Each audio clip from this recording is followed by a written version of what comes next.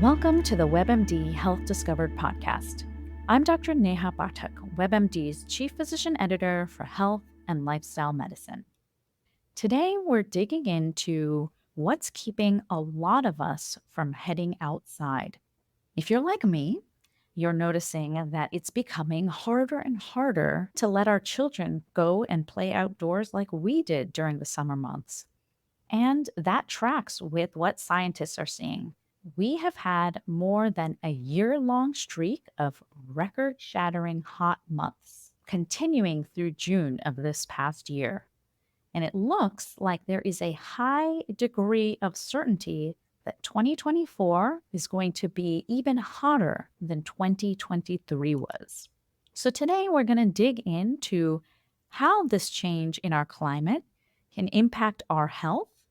We're also going to talk about how solutions can really lead us to a world that is healthier, safer, and more climate stable. So first, let me introduce my guest, Dr. Sweta Chakraborty. Dr. Chakrabarti is a globally recognized risk and behavioral scientist. She's an expert on global risks ranging from climate change to COVID-19. She's a trusted authority on proactive preparedness to mitigate against the impacts of climate change, motivated by the need for clear, credible, and evidence-based communication. Welcome to the WebMD Health Discovered podcast, Dr. Chakraborty. Thank you so much for having me. Thank you so much for joining us. Before we jump into our conversation, I'd love to hear about your own personal health discovery when it comes to climate change and all of the work that you're doing. What was your aha moment and how did you start in this landscape? So, my background's actually in health.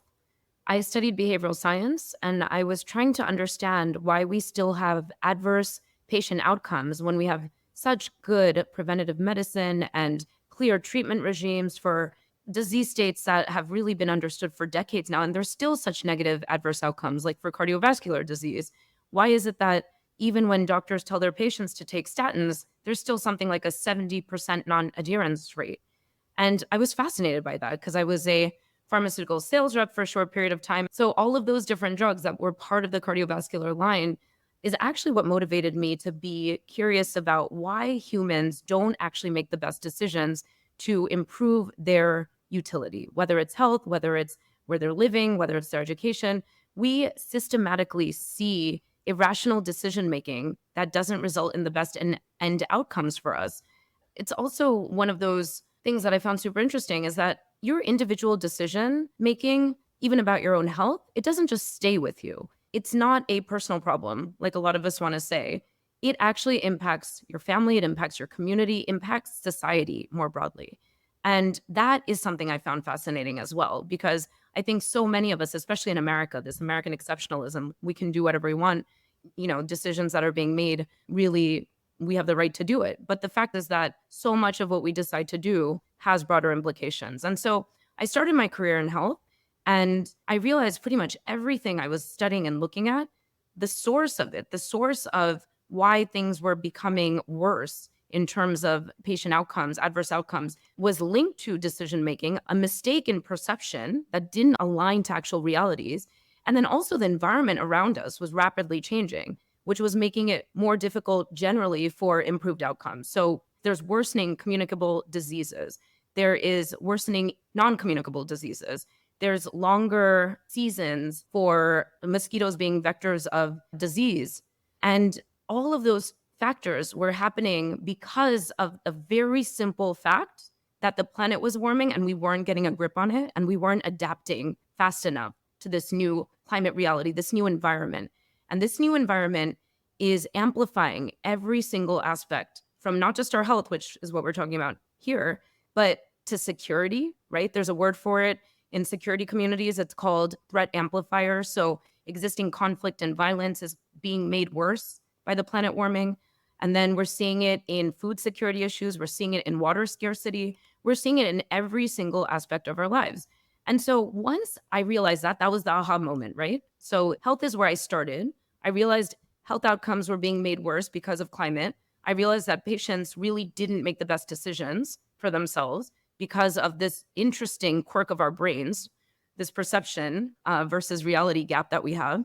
And then ultimately, the environment's changing so fast. So, as a behavioral scientist, I knew I had to dedicate my expertise to closing that gap for ultimately better outcomes for patients, communities, and the planet. That's amazing. And I think what you're saying resonates so much with me because I feel like that is a very similar aha moment to me in terms of practicing medicine in the office one on one. I'm a primary care doctor, so I'm very interested in prevention.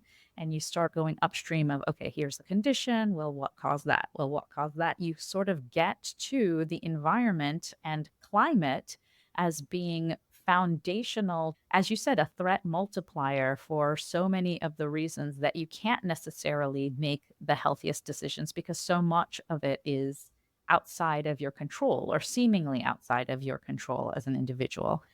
So I'd love to kind of hone in on what most of us think of when we think about climate change is a problem in the future or something that may be a nuisance right now. So we have to turn our thermostat up. So we're thinking, oh gosh, now I have to turn my air conditioning up higher.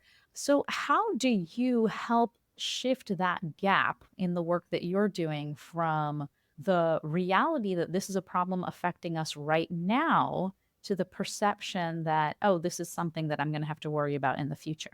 Oh, you raised so many good points there I want to touch on. So, yes, the children playing outside is a visceral way to connect with audiences when you're trying to explain to them the dangers of climate. What you just described, right? How when you were a child, your parents weren't concerned about how much time you were spending outside. And now heat, of course, we know what happens to the body over a certain internal temperature. And it's really dangerous and it's increasing. We have something like 70,000 deaths were reported in Europe alone from heat, and that is increasing threefold globally, right? So, globally, heat related deaths are increasing by 2050, is the prediction. And air pollution kills 7 to 8 million people globally. And these are all health impacts that are coming from the planet getting hotter. And so, the way to touch people, to get them to understand and to care, is by using those personal examples, finding a touch point that people can relate to, and health is a great perspective to take if you're talking about climate and the planet, bringing people in through that, right? Because everybody is worried about their children. That's one thing that's an intrinsically universal human quality. We care about the vulnerable, and the vulnerable means our children and our elderly. There's other qualities that we all have in common. The one that we don't have in common is environmental stewardship. We've been terrible in how we engage and interact with the environment, but we can come to that later. But, to really take advantage of just the things that we do share and to share the stories about, I wasn't worried about playing outside, but my children, I have to, I get nervous after they've been outside for some time. That works, right? Because you're really touching on a cognitive trigger that builds a emotion, and then that emotion results in an action. And there's many ways to do this in a good way, right? So advertisers and marketers have known this for decades, and they manipulate the quirks of our brains and get us to buy more stuff. They know when we're in a heightened state of sadness or anger that we're going to have an emotional reaction, and based on that, we are going to make decisions, and they're predictable. Our irrational decision making or our emotional decision making is actually quite predictable. But that's a good thing, right? Mm, Let's actually use that for good. So now we know that we can reach people and make the invisible visible by telling stories of heat related fears or heat related deaths, even. And that makes something, an invisible killer like heat, tangible. And it makes it more salient because these are stories that aren't reported in the media. And that's another big issue. You don't see stories on air pollution. You don't see stories on heat. You don't see stories on sea level rise and flooding because these are perceived as by our brains, by human brains. And you almost can't blame reporters and the media in the sense that those headlines don't get clicked on, they don't get read because we right. humans perceive it as too slow moving, too invisible, too far in the future, too much of a problem for them over there. This is not my problem. This is way too far away. And the irony of all of this is these are the biggest risks, right? To us and our families and to our children. We say we care about our children and our grandchildren and their futures, but there's a massive disconnect between what we say and how we're actually responding and where we're actually putting our attention and our time and our resources into solving and fixing. Instead, we're putting a lot of time and attention into where the media does, really give attention to, and that's terrorist attacks and plane crashes and active shooters. And those are terrifying things. I'm not undermining those issues and those risks.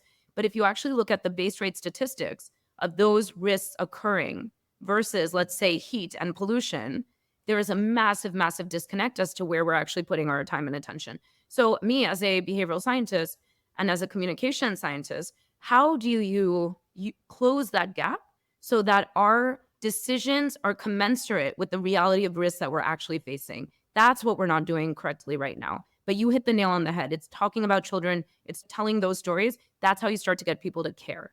I'm really interested also in something that you're talking about with regard to what I hear from a lot of my friends. So, this has basically become in every realm of my life something that I talk about because, like you, I think that it is just a critical piece that people are potentially missing that is going to impact their lives we know right now, their health right now, and in the long term. But I often struggle with the doom and gloom message, and we're hearing some of that in the media, and well, everything has the potential to be much better. What are you finding is the best practice for having this kind of talk with somebody? Yeah, that's a great question. We're kind of in like choose your own adventure at the moment, right? Based on the decisions we make, it's going to be one outcome versus the other. And I imagine most of us want the outcome to be a better, cleaner society. It's an opportunity right now to rebuild in a way that actually has environmental stewardship as a core principle. So we've got the Sustainable Development Goals. We've got the UN finally acknowledging health. The first day of health happened at the COP, which was the meeting of all countries around climate. And it was in Dubai at the end of last year, 2023. And so the Day of Health was acknowledged, and health is becoming increasingly part of the global conversation. It's coming up at Climate Week New York, coming up, of course, at COP29 as well now. And so there is recognition that this nexus of climate and health is going to be where we draw the most attention, money, resources to get people excited about building a better, more equitable, just future. And it's that opportunity to really build that right now. And that's really all true. So those are all very positive trends that I see happening. And I like to lead with that, right? So I see if we can get our act together, that we can actually incorporate environmental stewardship in the bigger global picture, make it an intrinsic human value, the same way we teach our children do unto others as you want done unto you, the golden rule, simple golden rule, treat people how you want to be treated. We need to make very inherent in raising our children that we need to treat the planet in a way that is sustainable so that it can give us what we need to sustain life for generations to come. That has been what's missing. So having the Sustainable Development Goals in place, having the UN recognize how important health is to bringing all of this into reality, I think is all moving us in the right direction. That being said, it is scary. And as a behavioral scientist, the combination that works, right? So doom and gloom that leads to a mobilization or indifference or, well, it's going to all end in Armageddon anyway, that's not helpful, right? So that level of doom and gloom without any positivity and hope and action steps does not breed what I think the majority of us would want to see come out of this. But we need to get through a very saturated information landscape that has so many things that are plaguing society, from war and violence and conflict and strife and et cetera, et cetera. So how does climate change actually make its way to the surface? It does need to scare people. So I'm okay with the reality of climate being shared and it being scary, because it is. The fact is that it's not inaccurate. The reality of what's coming if we don't get a grip on this is terrifying. But that doom and gloom needs to be followed with hope and action steps. And that's something that you'll see I do in my personal work. I'll just say this one last quote. I cannot figure out who to attribute this to, but it's so good. Basically, the best antidepressant for climate is taking action. I mean, the best antidepressant, because people are constantly talking about climate anxiety now. There's mental health. We haven't even gotten into the mental health portions of this, right? We've been talking about detrimental physical health impacts. But what is the best antidepressant for this? It's truly to take action. And so that's what I work on. I've got the action steps available for people at the point that they're comfortable, where they can plug in based on how much time they have, what they care about, how much bandwidth, etc. So, where can people plug in, and how do you sort of think about them using their Venn diagram of what you just said, like what they're passionate about, what they have time for, and what they can sort of fit into their lives? How do you triangulate all of that, and where can people go to take action? Yeah, and I love that because it's all about taking action, right? Ultimately, I'm in communication. I do a lot of communicating through social media, mainstream media, but communication shouldn't just be dropping information and saying what happens. The point of communicating is to drive and predict behavioral change. And again, for me, that's behavioral change that aligns to the science, that aligns to the data, that aligns to the facts. Because we just don't have the luxury of making decisions based on perceptions. If we did that, we would put our entire, GDP into protecting children against active shooters. And that's important to safeguard our community as much as possible. But we have to see what the actual base rate statistics of that risk occurring are. And then we need to allocate our resources accordingly because they're limited, right? So the whole point of communicating is to drive policy to align to the real risk, right? So science based policy and to get the public on board because you're not going to be able to get policies in place if you don't have public acceptance. So it's really about educating audiences and then having audiences turn into communicators and educate their immediate family and community. And that is the number one thing to do, right? Become a communicator yourself. If you've listened to this, you've gained enough knowledge to start a conversation to just like get it into your daily discussion on politics and sports and pop culture and climate change. Like we can bring it into our daily conversation because right now climate change is covered, I think, in single digits in mainstream media, right? I'm grateful to you and your podcast, but it has such a long way to go given the reality of what's actually happening. We need to move the majority of people that care about what's going on and just haven't done anything yet. That's my target audience. And that's probably you who's listening right now, right? So based on that, where do you fall on the spectrum of things that you're able to do? Do you just want to know more information? That's perfectly fine. If that's all you're capable of doing at the moment, that is excellent. No, just know, get in the know, become the knower, know the data, know the numbers, know the facts, and then talk about it, share it, communicate it, right? But then you can move to the next level. Be the doer, become an actor. And there's so many tools that can help you plug in really easily based on what you care about. If you care about health, I'm assuming that's a yes, you can get right into campaigns that really target the fossil fuel industry that's responsible to something directly responsible for 3 to 5 million deaths, right? And those biggest polluters need to pay. So if that's something that really gets to you, then act on it, get involved, go online, sign a petition, and then turn that virtual action into real world impact. That's the whole point. We've got the technology, we've got the tools to actually bring people from individuals to real campaigns.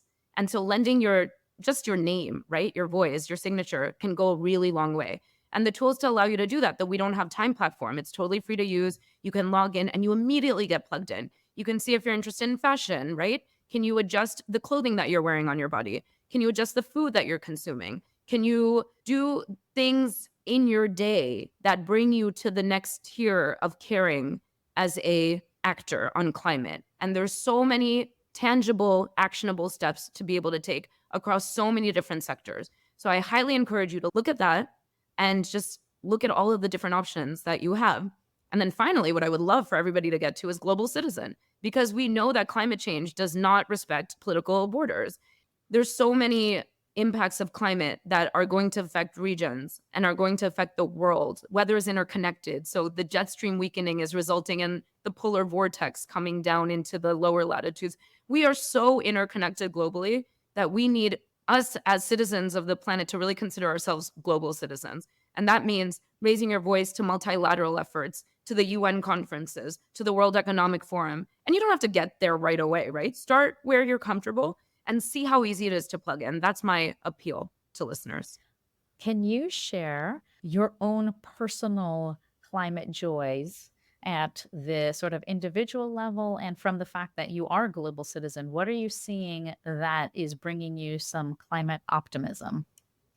Everybody says the next generation, so I'm really trying to be different from that, but it is incredible. I mean, the amount of talent that's in the pipeline. I really encourage young people to get involved in careers that are going to, we know are coming. The clean energy transition is underway. It was written into the final draft agreement at the COP28 by fossil fuel producing states and by a president that is the head of an oil and gas company. The UAE's actual oil company was the one who signed off on a final language that said we are transitioning away from fossil fuels. It took way too long to get there, but we got there. And that is the writing on the wall. At this point, what leg does anyone have to stand on, including major oil giants, when Saudi Arabia even said, yeah, we have to transition away from oil? So that's actually a lot of hope there, right? There's a recognition. And it's to protect your own future, ultimately. These countries understand that business as usual, sure, there might be greedy in the short term, but business as usual is just not hospitable to human life.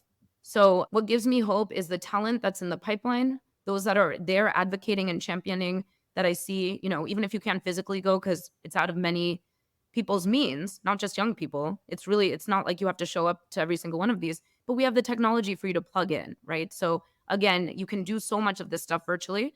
So that gives me hope. And then ultimately, if Saudi Arabia and the UAE and the COP president and these head of oil companies are saying we've got to transition away from fossil fuel, let's just move it quickly, right? For me now, the issue is how quickly are we going to get there? Because we know we're going in that direction. So tell me a little bit more about ways that people can get involved. So you mentioned virtually tuning into things like COP. What about Climate Week in New York? How do people participate? It seems daunting, and it was daunting for me until I actually got involved with We Don't Have Time. But the benefit is the climate community is extremely friendly and they're looking to expand, right?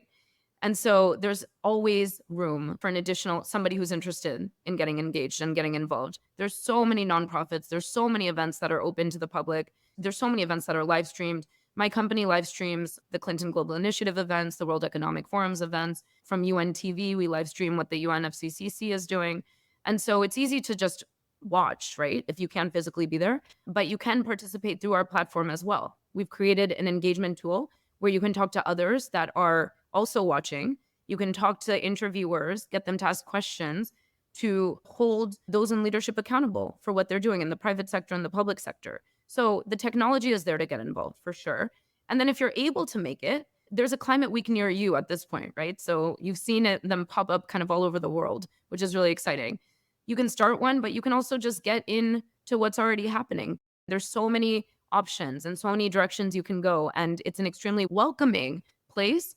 And the beauty is how much positivity you will see in actually being able to overcome this climate crisis when you're around people who are working in it and putting their all into it every day and every night. It's just extremely positive. It's extremely motivating. And so it's a great antidote to any sort of fears or anxiety you might have on climate. It's really, really helpful. I'm so thankful for the conversation and for your time. I like to close all of my episodes with bite sized action items for people to create sustainable changes in our daily lives. And you've given us so many tips already, so many ways to think about getting involved. What would you share with anyone that's interested listening right now for folks to be able to take an active role, particularly if health is what moves them, to think about how they can protect their health from the ravages of climate change? Every summer is breaking records. The number one thing to do when it comes to heat is, of course, listen to the advice of doctors. Do not be outside longer than is recommended, but then talk about it because it's still invisible.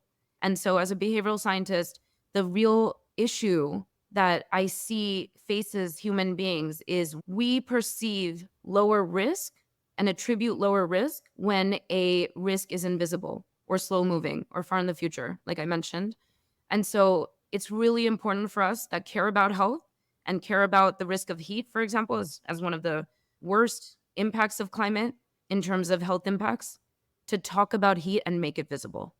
Thank you so, so much for being with us today. We've talked with Dr. Sweta Chakrabarti about all things climate change and getting involved in climate solutions because, to your point earlier, the biggest medicine we can take against climate anxiety or climate depression is climate action. So I really, really appreciate that point. To find out more information about Dr. Chakrabarti and her work, visit swetachakrabarti.com and we'll have that information in our show notes. You can also check out we don't have time.org. Thank you so much for listening. Please take a moment to follow, rate, and review this podcast on your favorite listening platform.